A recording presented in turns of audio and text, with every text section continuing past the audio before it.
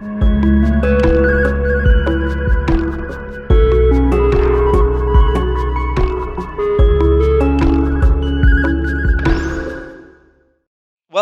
we're going to just jump right into this. So we are in our series. We're continuing in the series that we started a while back now called Deliver Us from Nowhere. And actually, Ashley and I had a meeting, like I guess a week or so ago, to try and figure out like what to do next. And the response to this series has been so, I mean, thank you, because the response to the series has been pretty, I think, engaged. I think people have, it sounds like, or at least people who have told us things. If you hate it and you've kept quiet, that's on you. But the folks who have really been responding to the things that we've been doing with the series have been asking basically like, is there more? Could we do more? Because we were kind of getting close to the end of the series.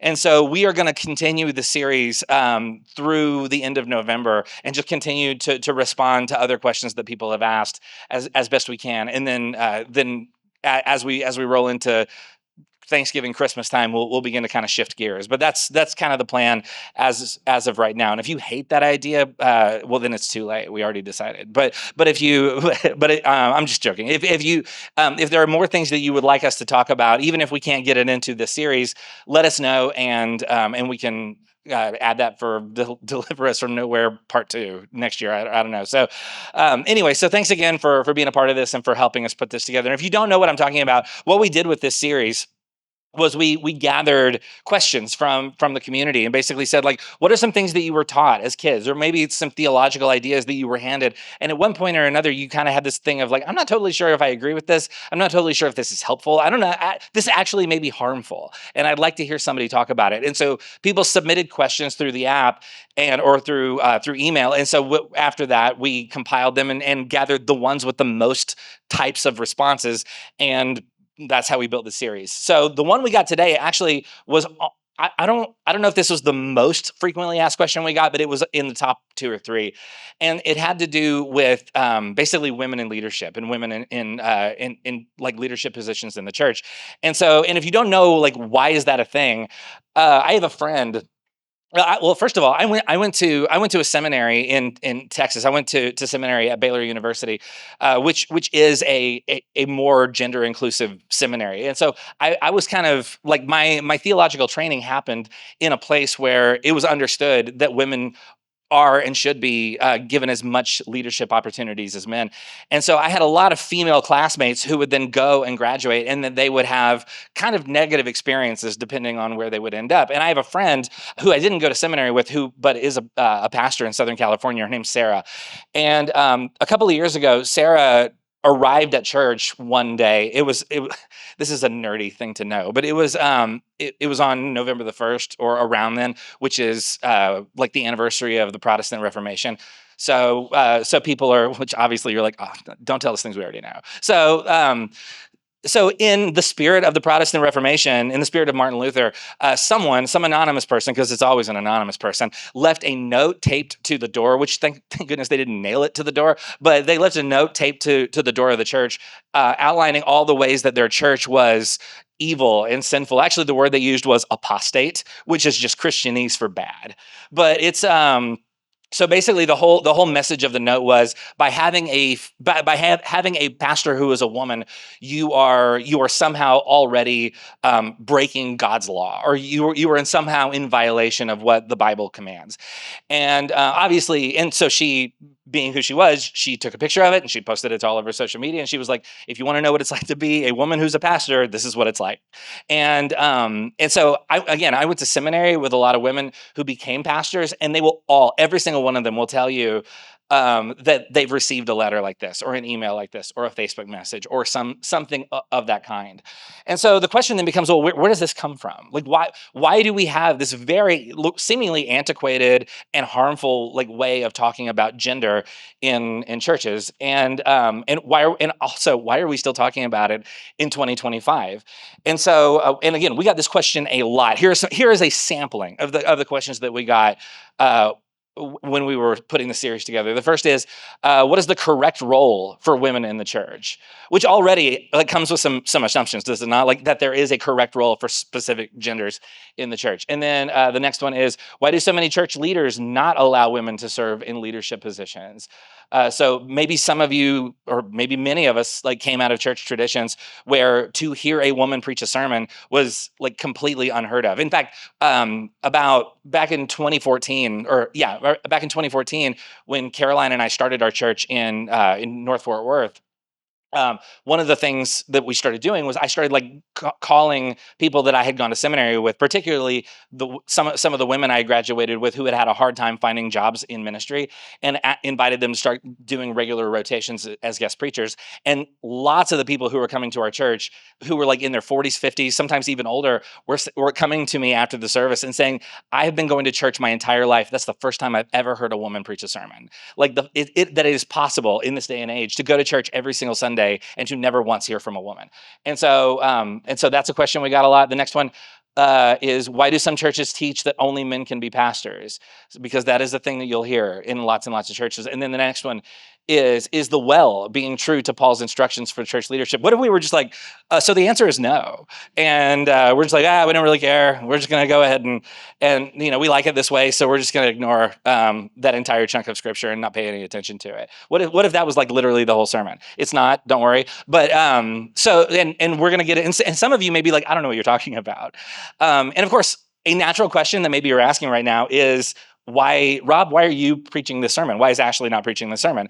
We had a long conversation about that, and it becomes sort of there's no good way to sort of approach this, because if the feeling often is, if a woman preaches this sermon, it's almost like she is trying to basically argue for her own like existence, you know what I mean? Which seems troubling or problematic. But if a man does it, it's like, oh, we have to have a man's permission to let this happen. You know what I mean? So like, there's no good way to do this. So we basically flipped a coin and I lost. And so anyway, so we're going to get into this whole thing. So I do really quickly, as we enter into this, want to offer a trigger warning. First of all, for those who have experienced some amount of gender-based discrimination, specifically in religious settings, this is going to probably like bring some of that back to the surface. Hopefully not in a harmful way, hopefully in a more healing, redemptive way, but it's like the language, we are going to have to acknowledge some of that language. And so if that's something that maybe is a little much for you at 9:30 in the morning or 10:30 in the morning on a Sunday, then I totally get it. Like, this will be online for a while if you want to like check out and then come back later to hear what we talked about. So that's trigger warning number one. Trigger warning number two is for those who need a hierarchical structure in order to feel powerful or superior, for the fragile men in the room who feel like your superiority over women in religious structures is the only thing that gives you any sense of self-esteem. This is going to hurt your feelings, and I'm really sorry. We have counselors that we can refer you to, but they're all women. So you may not want that. Anyway, those are the trigger warnings. We actually have a lot of ground to cover. You wouldn't know that from the amount of time I'm killing right now. So everybody's still in their seats. That's exciting. So we're going to look at passages. We're going to look at the passages that are often used in this conversation. And we're gonna read them. So the question of like, are we following Paul's commands? Well, which commands are we talking about? So there are two specific passages that are often brought into the conversation as a way of kind of placing men in permanent roles over women in the church. And so we're going to look at both of those passages, and we're going to leave them there and just let them kind of like stink up the room for a few minutes while we talk about it. And we're going to explore some other things that hopefully by the time we get back around to those passages, it'll start making a little bit more sense. So hopefully it'll help us better understand what's actually going on in these passages, that they're not like created in a vacuum. And so we're gonna look at them. We're gonna go look at some other stuff, and then we're gonna come back. And we're about to read them. And I'm gonna go ahead and make a quick confession. I hate reading these passages out loud at all. If I was allowed to just start like removing things, this is what I would start with. So I'm gonna read it. Don't assume that I agree with everything at face value without further going into the context of this. So I'm going to read it, and I apologize for having read it. So in 1 Corinthians, beginning in chapter 14, beginning in verse 34, this is Paul. He's writing to a church in a city called Corinth. And it says, Women should remain silent in the churches. How are we doing so far? They are not allowed to speak, but must be in submission, as the law says. If they want to inquire about something, they should ask their own husbands at home, for it is disgraceful for a woman to speak in the church. Okay. So, quick story. At a church I worked at 2 or 3 churches ago, I knew a woman who was about the same age as me who went to the senior pastor, who was my boss, and asked him a theological question. And he literally, in the 21st century, he said to her, "Listen, I can't answer that question for you. You need to go home and ask your husband, just like Paul tells you to." That when she told me that story, it was like, maybe this isn't going to be where I need to live out the rest of my years in ministry, because that's awful. So she remembered that for ever, I guess. So that is a thing that is just out there in 1 Corinthians 14. And so when people say, are people being true to Paul's calling? Like, this is the passage they're talking about. And then the second passage, or one of them, the second passage, believe it or not, is more upsetting. And it's in 1 Timothy chapter 2. Same writer. So in verse 9, it says, I, Paul, also want the women to dress modestly, with decency and propriety, adorning themselves not with elaborate hairstyles or gold or pearls or expensive clothes, but with good deeds, appropriate for women who profess to worship God. A woman should learn in quietness and full submission. I do not permit a woman to teach or to assume authority over a man. She must be quiet. For Adam was formed first, then Eve. Do not isolate this on Facebook and share it, by the way. Like, this needs to have some context. I don't need that kind of hassle. So then in verse 14, it says, and Adam was not the one deceived. I'm sorry, verse 13 says, for Adam was formed first, then Eve, which is, of course, a reference to Genesis 1-3. It says, and Adam was not the one deceived. It was the woman who was deceived and became a sinner. But women will be saved through childbearing if they continue in faith, love, and holiness with propriety. So these are the 2 passages that we're asking questions about. And if I were you, I would have asked those questions too, because these are messed up passages. And what are we supposed to do with it? So what do we do? Like, it's in there, it's in the Bible. And so the question becomes, like, is this like, do we need to just pretend like that's not there because that would be better? Or is it is there something else going on here? How do we handle these passages? So we're going to leave these passages here for a few minutes, and we're going to ask the next question, which is, if we hold these passages up against other passages in the scriptures, do they hold up? Like, just at face value, if you hold these passages up against other passages, is there consistency, or is there some amount of friction between these passages and other passages? And so, do they hold up, or do they require deeper examination? So that's the first thing we're going to be asking. So let's look at some other passages. We have a ton of ground to cover, and I'll try and go as fast as I can. So we're going to start in Luke chapter 8. So in Luke chapter 8, this is back during Jesus's teachings and lifetime. So in Luke 8, you've got Jesus amassing kind of a following, and Jesus is going from town to town, and he's doing ministry, and he's preaching, and he's healing, he's doing things to make people's lives better. And so in Luke chapter 8, beginning in verse 1, this is what the writer says. It says, after this, Jesus traveled about from one town and village to another, proclaiming the good news of the kingdom of God. The 12 were with him, the 12 meaning his 12 mailed apostles. I tried to say disciple and apostle at the same time, came out apostle. I'll fix that next time. And also some women who had been cured of evil spirits and diseases. Mary, called Magdalene, from whom 7 demons had come out. Joanna, the wife of Chuza, the manager of Herod's household. Susanna, and many others. These women were helping to support them out of their own means. So this is interesting, and it's a thing we almost never talk about, which is Jesus has his group of disciples, which is very traditional to the first century Jewish tradition of the apostles or the disciples who are following him most closely are young men. However, the thing that kind of breaks with tradition is there are also these women who are a part of the group. And it says, not only are they with him, they're funding the whole operation. So it says these women were helping to support them out of their own means. In other words, they're the ones paying the bills.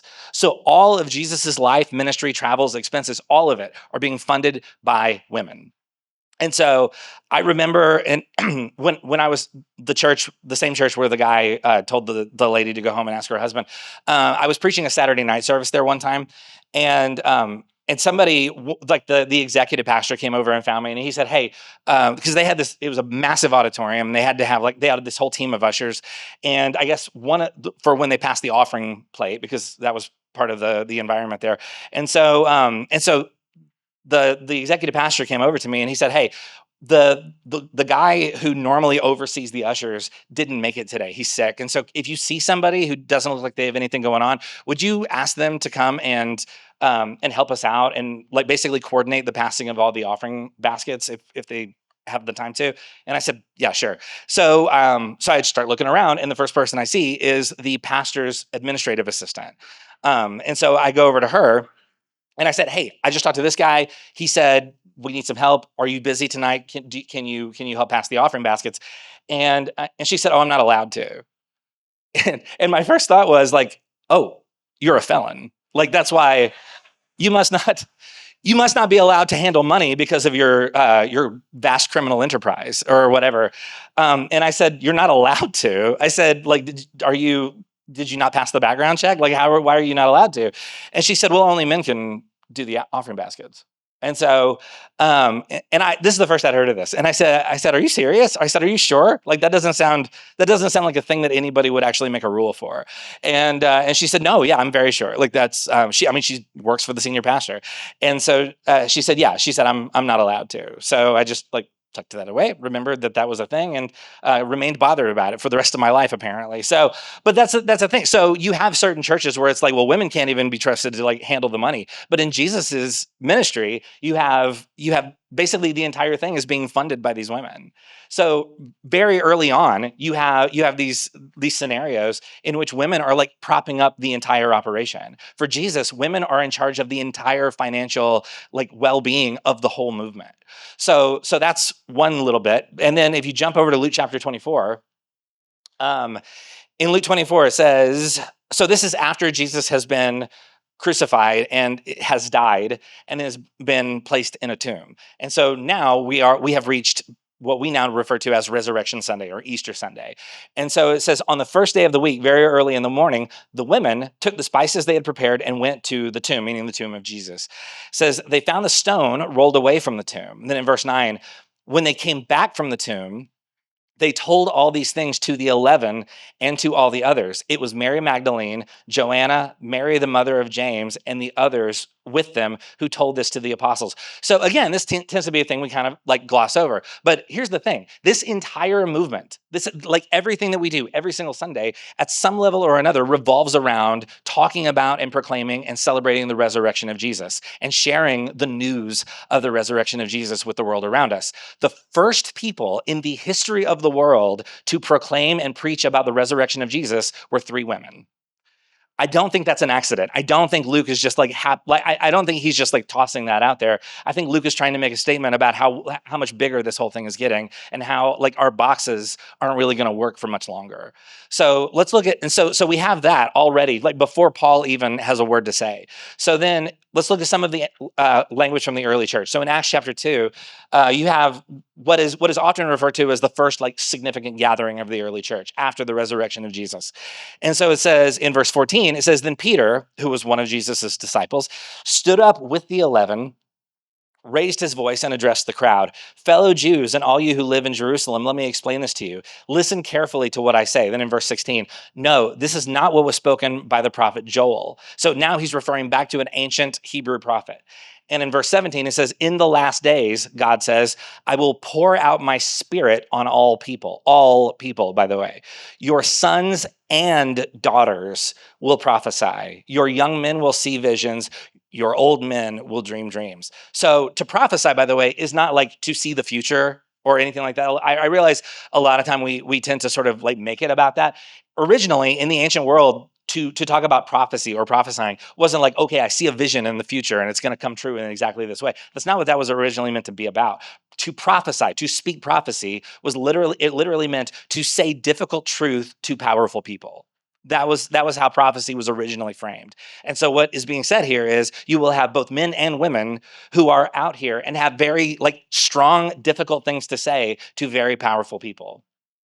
So if Paul came in and said, I don't allow women to speak in public, then I would imagine Peter would counter with, I mean, excuse me, but how are our daughters supposed to prophesy if they aren't allowed to say anything? Like that seems like a contradiction, does it not? So were there women? So then the next question becomes, okay, so hypothetically, in some of these scenarios, we have women playing critical roles. And like these three women happen to have been the three people who discovered the empty tomb and first began to talk about it. So there's that. But then the next question is like, okay, so in the early church, in the contemporary world of Paul, were there women who were already in leadership? Great question. Thank you so much for asking. So in Acts chapter 16, beginning in verse 14, it says, one of those listening was a woman from the city of Thyatira named Lydia, a dealer in purple cloth, which, by the way, means basically she owns her own business and she is probably a wealthier like pillar of the community. So it says she was a worshiper of God. The Lord opened her heart to respond to Paul's message when she and the members of her household, which, by the way, it talks about her household. Whose name do we not hear? Her husband. So it says she and the members of her household, whose names we never learn, were baptized. She invited us into her home. If you consider me a believer in the Lord, she said, come and stay at my house. And she persuaded us. Then in verse 40, it says, after Paul and Silas came out of the prison, they went to Lydia's house where they met with the brothers and sisters and encouraged them. Then they left. So yeah. So the question of, were there early like female leaders in the church? Absolutely there were. So first of all, we have Lydia. Lydia is an independent businesswoman. She is the head of her household. She is very likely the pastor of this church in Thyatira. She is talked about in a leadership role, specifically as it relates to this early church in, again, Thyatira, which is part of what is now ancient Turkey. So so that's one. So we have Lydia. So then look at Acts 18. Beginning of verse 2, it says, there he, meaning Paul, met a Jew named Aquila, a native of Pontus, who had recently come from Italy with his wife, Priscilla, which, how adorable is that their names rhyme? So Aquila and Priscilla. So then, because Claudius had ordered all Jews to leave Rome, Claudius was the emperor of Rome. Paul went to see them, and because he was a tent maker, as they were, he stayed and worked with them. Then in verse 18, it says, Paul stayed on in Corinth for some time. Then he left the brothers and sisters and sailed for Syria, accompanied by Priscilla and Aquila, which, by the way, it names Priscilla first, which is kind of in the ancient world would have been confusing, I think, to most like patriarchal types of writers. So it says before he sailed, he had his hair cut off at Cenchrea because of a vow he had taken, which is a whole other thing. Then in verse 19, it says they arrived at Ephesus, where Paul left Priscilla and Aquila. He himself went into the synagogue and reasoned with the Jews. Then in verse 26, he began to speak boldly in a synagogue. When Priscilla and Aquila heard him, they invited him to their home and explained to him the way of God more adequately. So a couple of things about Priscilla. First of all, Priscilla is named first when their names are mentioned together, which is important, I think. And also, she ends up participating in teaching Paul a deeper understanding of the teachings of Jesus. Paul does not say Aquila did all the talking and Priscilla provided the snacks. It doesn't say that. It says Priscilla and Aquila, invited us into their homes, and they helped Paul understand how to explain this better. They taught the guy who would go on to write most of what we now refer to as the New Testament. So Priscilla is involved in helping Paul's, like basically developing his own language about what's going on here. So we've got Lydia, we've got Priscilla. Then if you jump over to Romans chapter 16, now we're actually dealing with the things that Paul wrote himself. So in Romans 16, there's this really interesting section here. So in 16 verse 1, it says, I commend to you our sister Phoebe, a deacon. Which, by the way, a deacon is a person who has been entrusted in helping lead the entire movement. A deacon, if you talk about deacons, you were talking about somebody who has a critical leadership role that they have been appointed to, that other people have basically said, we trust this person with the leadership of this community. So he says, I'm sending Phoebe, a deacon, to you of the church of Cenchrea. So we have Phoebe, which is significant. And so Paul has sent Phoebe to deliver this letter to the church in Rome. So he's already saying Phoebe's the one who's delivering this letter. So then in verse 2, it says, I ask you to receive her in the Lord in a way worthy of his people, and to give her any help she may need from you, for she has been the benefactor of many people, including me. So by the way, if you are the person, if it's your job to deliver a letter to one of the early churches, it's also your job to read it to the early church, to the group of people that the letter has been delivered to. So Phoebe has been sent to Rome by Paul, and basically has been told, deliver this letter and read it to everybody because you're one of the deacons around here, Phoebe. So the very first person to ever read the book of Romans aloud in a gathered church setting was very likely a woman named Phoebe. So also, if anyone had any follow-up questions about the letter or wanted to have more discussion involving what it is that Paul had to say, it would have been Phoebe's job to answer those questions and then to lead the discussion. So this isn't just like she's here to deliver the mail. Phoebe is here to actually teach people what Paul is trying to say in this letter to the Romans. Then just a few verses later, in verse 7, it says, greet Andronicus and Junia, my fellow Jews who have been in prison with me. They are outstanding among the apostles, and they were in Christ before I was. So Junia is an interesting one. So Junia is a feminine name. So Paul references Junia, and Junia is described as outstanding among the apostles, which means she is someone who needs to be listened to and respected. Even among the apostles, she is widely respected and listened to. So hundreds of years ago, so there's this really interesting thing that happened with the translation of this passage as it relates to Junia. So Junia is very clearly a feminine name. So hundreds of years ago, when someone was translating the book of Romans for one of the early translations of the Bible, they came to the name Junia.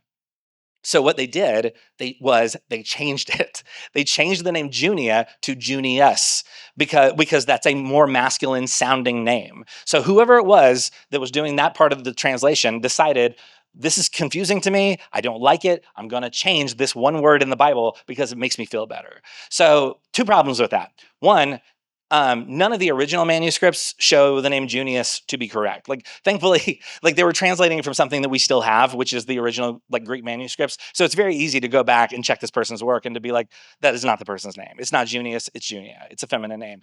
Also, second, and this is the funnier part, is there's literally no evidence whatsoever to show that the name Junius ever existed in that part of the world at the time. So not only was it like, we're just going to change it out to make it sound more masculine, they made up an entirely unused ever name. Like they just created a brand new name out of nowhere because dealing with what the Bible actually had to say was more difficult than they were prepared to do. So they were just like, I'm going to change it. I'm going to make it a man's name because I like it better. So in this situation, someone came to a place in the Bible that they didn't like or didn't match their pre-existing assumptions. So they changed it because they could.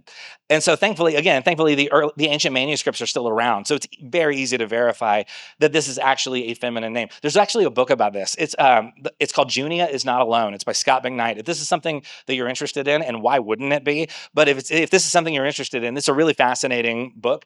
And it's basically sort of an exploration of like all the different ways we have tried to whitewash like women's engagement in early church leadership, specifically in order to prop up a more palatable patriarchal structure. So really interesting book. So you can give it to all the other pastors you know for Christmas. They'll love it. So over and over and over again in the New Testament, not only do we see women serving in prominent positions of authority, but also in many situations, they actually are leading for the entire movement. So then the question becomes, okay, so how did we get to a place where women pastors are getting hateful anonymous messages stuck to their doors on Sunday mornings? So, which brings us back to where we started, which is 1 Corinthians 14. So we're going to get back to 1 Corinthians 14 now with a lot more information than we had a few minutes ago, right? Because now we've seen sort of a larger picture. So at the very least, we understand that maybe there's a little bit of friction between this thing that Paul says and a bunch of these other things that Paul either said or participated in. So then the question is, does Paul disagree with Paul's own self? Or is there some sort of, like, did he change what he thinks and that's why it's logged that way? Like why do these passages seem at face value to not agree with each other? So that's the next thing we have to sort of figure out, because either Paul is confused about what's going on with the larger movement, including passages that he himself wrote, or there is a larger context informing these more, what I would argue are a lot more troubling passages. So let's go back to 1 Corinthians 14. We're going to look at it. So if I didn't like reading it the first time, I really hate reading it twice, but we're going to have to. So in 1 Corinthians 14, verse 34, again, it says, it says, women should remain silent in the churches. They are not allowed to speak, but must be in submission, as the law says. If they want to inquire about something, they should ask their own husbands at home, for it is disgraceful for a woman to speak in the church. Again, I realize like this isn't the best worded thing you've ever heard ever. But there's a lot going on. The thing that we have to understand is there's a lot going on in the world surrounding these passages that it's difficult to actually even know where to begin. And we don't even have time to get into everything. So I'm just going to do the best I can to hit the most significant parts of it. So at this time, first of all, it's written to an early church in a city called Corinth, which is part of the Roman Empire. So at this time and in this place, women were not traditionally educated in the same way that men were. It was just, again, because patriarchy is a lot older than just the Bible. The women were not traditionally educated in the way that we tend to think of education today. So there were ancient philosophers who actually, not like biblically like quoted or anything like that, but there are ancient philosophers outside the Bible who actually wrote about the dangers of educating women, because they were afraid, like, the more somebody knows, the more powerful they get, and obviously that was going to be a problem for lots of people. So there's all sorts of philosophical writings about limiting the amount of education that women even are allowed to receive. So there was a dominant practice of only educating men and having women exclusively learn through learn things related to like domestic or household topics. So basically, we're gonna box in the things that women are actually allowed to know, so that, again, because knowledge is power, so that we can limit the amount of power that they have. So women are, in our 21st century world, are not, as a rule, I would say, like, uneducated in that way. So we do not live in the same world as the first century Corinthian Christians. You know what I mean?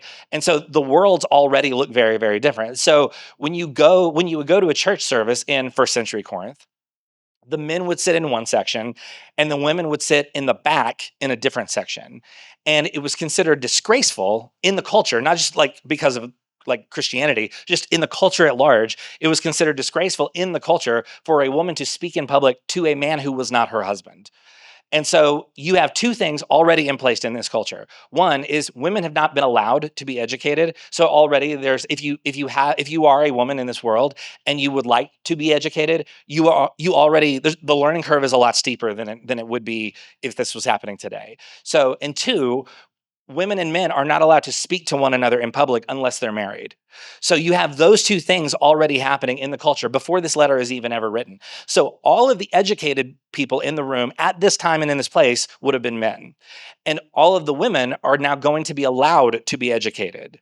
So all of a sudden, you have half the population who have been given like a new freedom to start learning things in ways that they never were before. So because the fact that Paul says that women should go home and ask their husbands to help them understand specific questions, actually, I realize it does not sound this way to us. This would have actually been seen as progressive at the time, believe it or not, because at the time it was basically like, do not educate women in your community.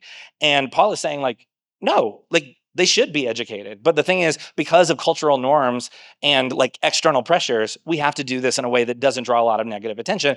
And so we're going to begin by inviting women to go home and learn at home, so that when they come to the community, they are more educated. So the fact that Paul says, like, let them go learn, like, in light of the entire culture, that would have been seen as progressive. To us, it doesn't sound progressive at all. But to them, this would have been a little revolutionary. So if your entire culture says, do not allow women to be educated, and then someone else comes in and says, no, let women go home and ask to be educated, this is a massive step forward. Again, I realize it doesn't sound like one, but to the first century Corinthian era, it would have. So lots of scholars who argue that there were likely lots of new enthusiasm in the room, because all of a sudden the other half of the population is being invited to learn and to engage in all sorts of new ways. So there's lots of discussion about, like, imagine all of a sudden everyone is free to engage at a whole new level. Like, yeah, that's going to create a brand, like, there's going to be an electricity in the room. There's going to be some excitement where there wasn't any before. And because the enthusiasm was so strong, people were being disruptive. And people were asking lots and lots of questions and making it difficult to sort of get anything done in the gathered meetings. And so Paul, in this context, is saying, in order to maintain some sort of order in the room, let's have people go home and learn privately, and then come back and re-engage from a more informed, educated place. You know what I mean? So we know that Paul was not against women speaking in public, because, again, we've met Phoebe, we've met Lydia, we've met Priscilla. But also, even in the context of 1 Corinthians, there's a passage 2 chapters earlier where Paul seems to be contradicting himself. So he says 2 chapters early in 1 Corinthians 11, verse 13, Paul writes, "Judge for yourselves Is it proper for a woman to pray to God with her head uncovered, which is a whole other conversation. But basically, and when he talks about pray, the implication is pray in public. So when he's talking about women praying in public.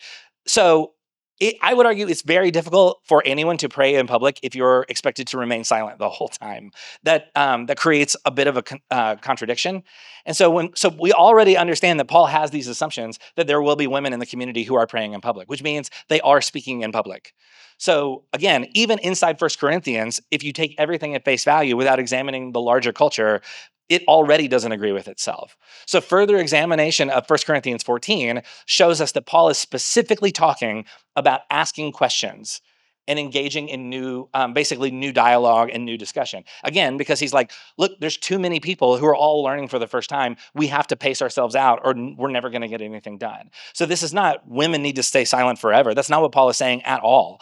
What he's getting at here is this is a brand new movement. And there is lots of confusion about lots of things, and we're trying to prevent more confusion and accidentally causing the whole thing to just go fully off the rails. So as we are all learning and growing and figuring this out, let's temporarily set up an expectation that when people have lots of questions and they're trying to learn a lot of new things, that they can go home and they can learn in private. And then let's get everybody on the same page. Then we can come back and re-engage with everyone having a deeper understanding of what we're doing here. Does that make sense? So again, this isn't like this is not meant to be like this is a law for like thousands of years and churches in the future are going to need to hold to this. No, he's saying like right now we have a unique situation and we need to acknowledge that that's where we are.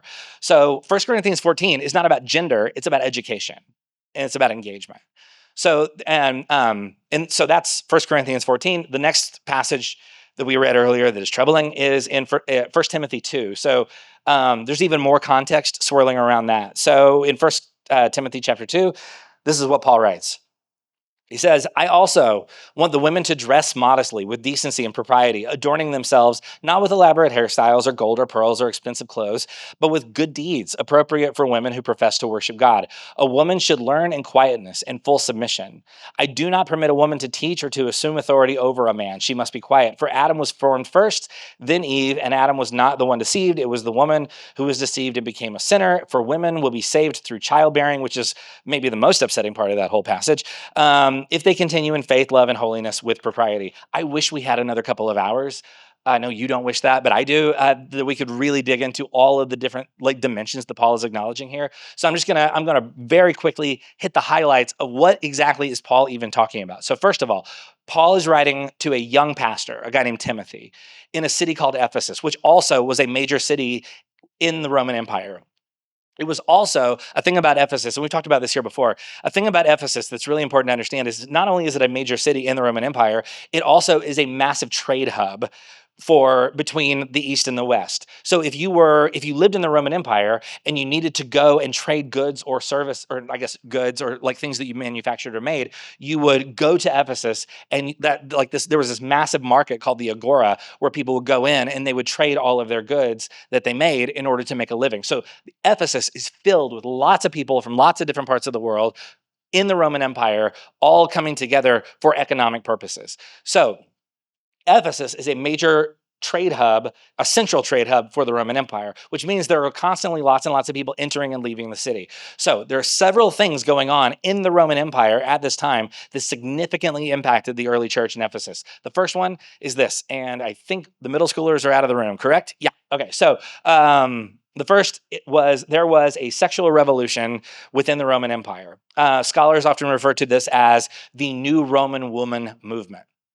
So you would have women who were female Roman citizens, and what they would do as a way to try and assert more control or authority in society at large, they would begin to do certain things that were very provocative in public. And understanding that this is a church and we're trying to keep everything as G-rated as we can, so one way that they would do this is that they would begin to dress in ways that were, let's say, provocative, that it actually got Rome's attention, which, by the way, if you were able to find a way to dress so provocatively that even the Romans are like, whoa, then you have crossed some sort of bridge that you may not be able to come back from. So already not the most conservative place in the world when it comes to this kind of thing. So So in this new Roman woman movement, that's hard to say. You have women who are going out in public and dressing like very, very like provocatively in a way to sort of get people's attention. So that's the first thing. The second thing is you have women from within this new Roman woman movement who would often show up at public gatherings, no matter what kind of public gathering it was. Just anytime a group of people was gathered together, they would show up at these events and they would begin to like intentionally make a big scene. And so attempting to kind of hijack the whole discussion. So because it was considered like kind of a form of political protest, if you will. So Paul, in this letter to Timothy, is attempting to address very specific things happening in this place at this time. This is why he talks about dressing modestly and not speaking at public and gatherings, because because it is always possible that if you see a woman that you've never seen before just show up at a gathering, it's possible that they're about to stage some sort of an event and just take over the whole thing. Is in this place in Ephesus at this time. It's a very time and place specific event. So the early church wanted to differentiate itself from lots of other things that were already going on in this place and at this time that were getting negative attention from Rome, because quite frankly, it was already getting a little bit dicey, and anything that would draw more negative attention was just going to put people in danger. And so Paul says, this is what we see happening in the world around us. And we need to be as clear as possible that we are not part of the same movement, because we do not need more negative attention than we're already getting. So again, there was already lots of confusion from within the Roman Empire about what the Christian movement even was. Like there were lots of like negative rumors. In fact, one rumor, this is not part of the sermon, but just a thing. There were rumors that were getting started that weren't even true about the early church, but they were sort of a way to gin up negative attention. Like one rumor was because they were taking communion regularly. One rumor was that the Christians were cannibals. Those types of things were being circulated among the Romans. And so what Paul is saying is like, look, we don't have a hard time getting negative press. We don't need more. And so what we need to do is we need to make sure that we are fully differentiated from this other movement going on here that's already getting negative attention from Rome. So that's one of the other things. The third thing is Ephesus was the world center for the worship of the Greek goddess Artemis, who was the goddess of fertility. I could not find a church appropriate photo of Artemis to show you.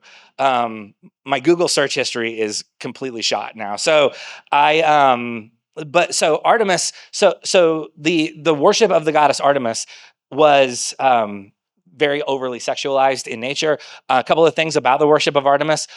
First of all of the men who served in the temple of Artemis were eunuchs. And if you don't know what that is, you could Google it, or you could just ask the person next to you if you don't want that in your search history. So anyway, so all the men who served in the temple of Artemis were eunuchs. Another thing is all the people who led services for Artemis worship were female priests. And so how the female priests of Artemis would invite people into the worship of Artemis was they would organize and host, again, apologies, earmuff it if you've got small kids. They would host massive, I'm not going to use the word, massive gatherings of people where things happened that might be problematic. Are you with me? So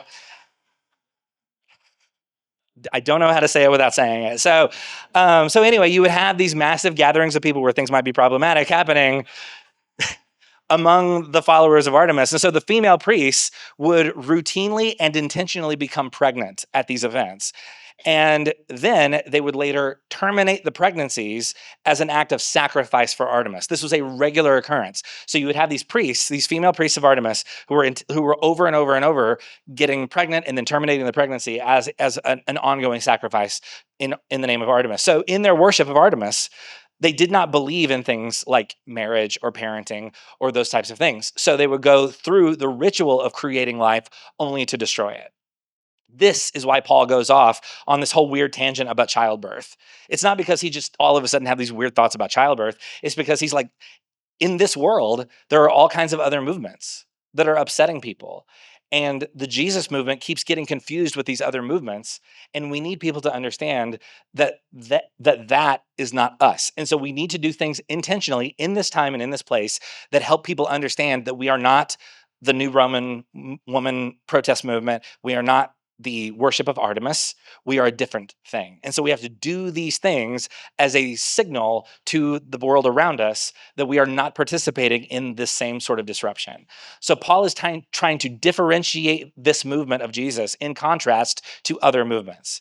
So one accusation levied actually against the early church was that people claimed that the early church was a fertility cult. So Paul is actually trying to say we need to make crystal clear to everybody that we are not that we are not the Artemis cult. We're not a different type of we are not doing something similar to this other group that is doing stuff that I think most of us would say is a little bit dangerous and harmful, if not like extremely dangerous and harmful.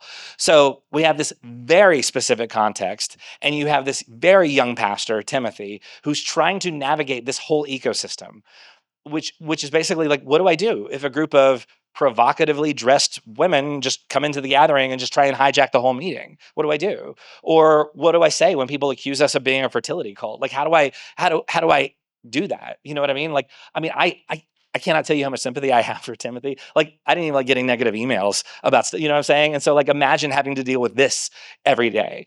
And so the passage in First Timothy is attempting to be very practical. It's also attempting to be very time specific about how to survive in this particular context, first century or late first century Ephesus. Like, this is it could not be a more specific time and place event.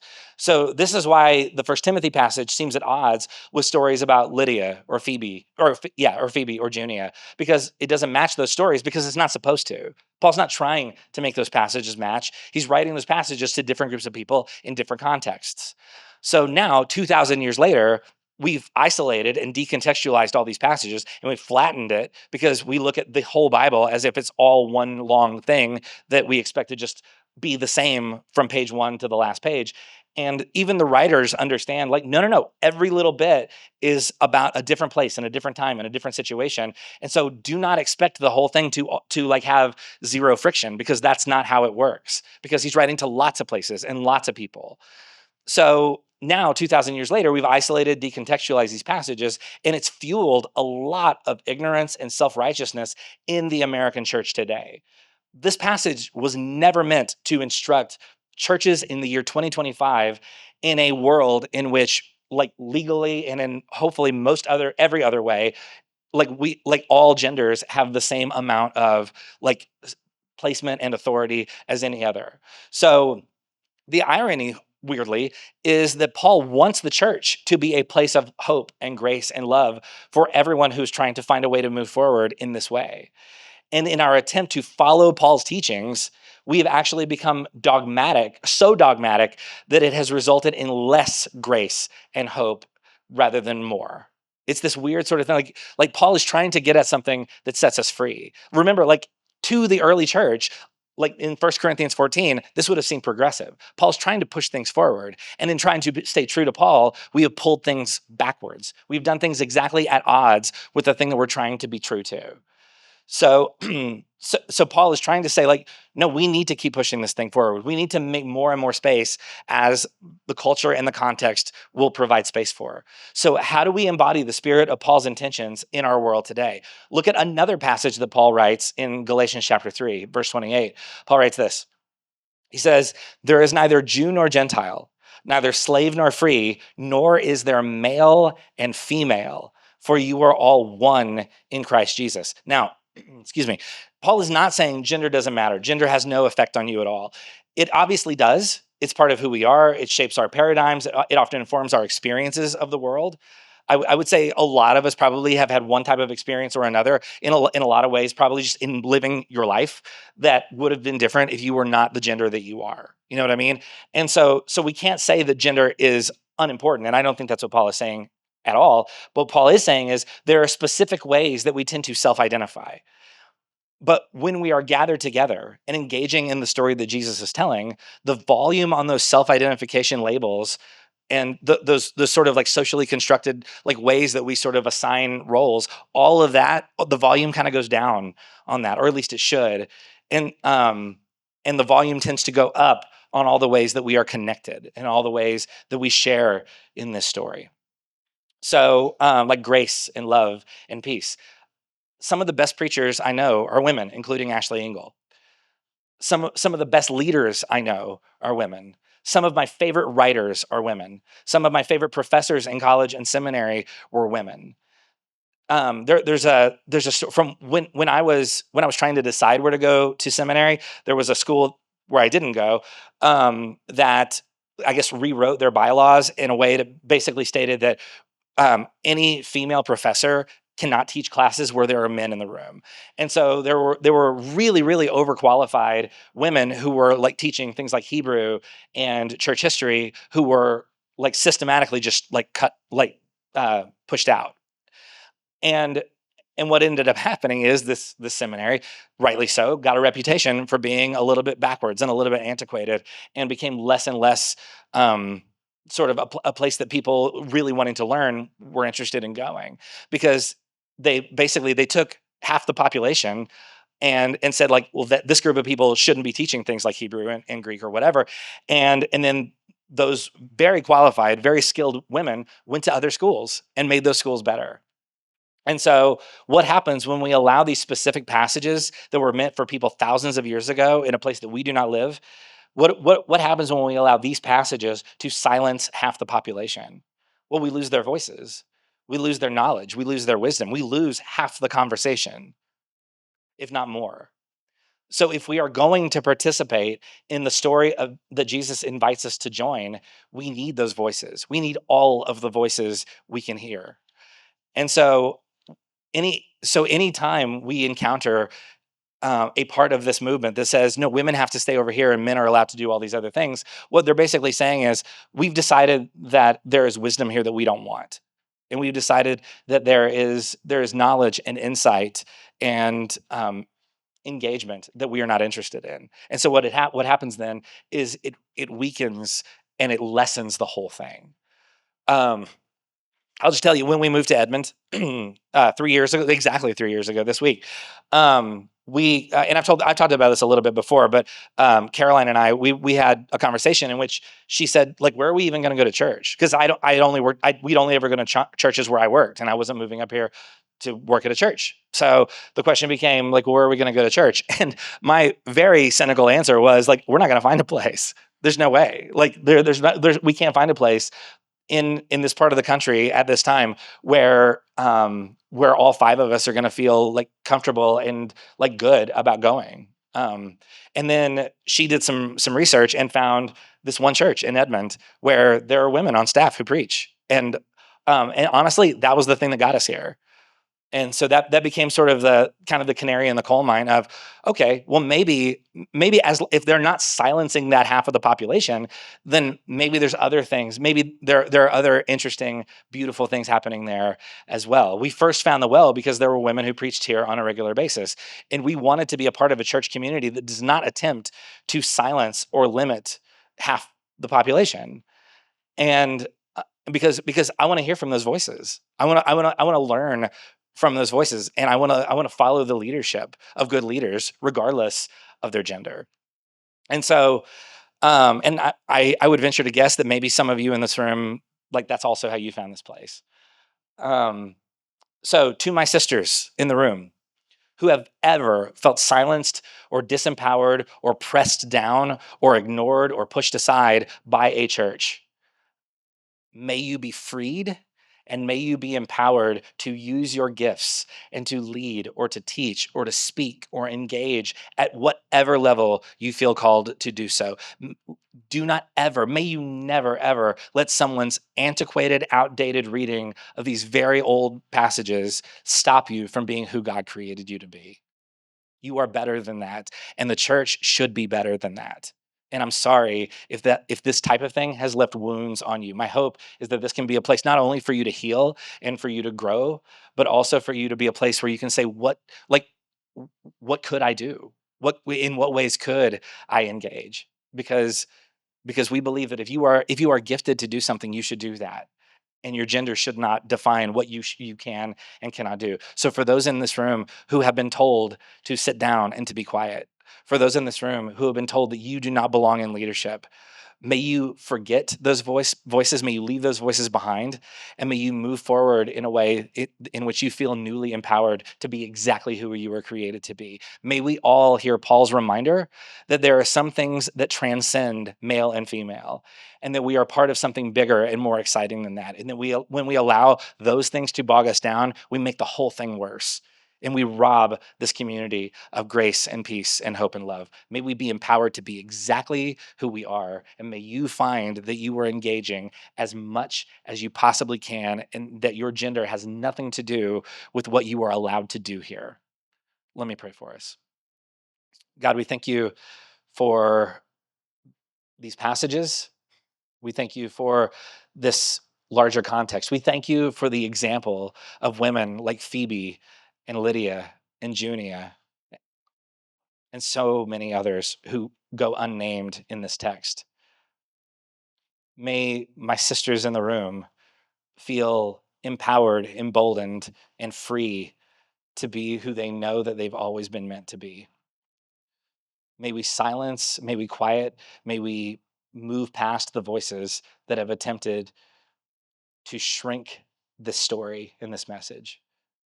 May this be something that is empowering. May this be good news to those of us who suspected as much. In the name of Jesus, we pray. Amen.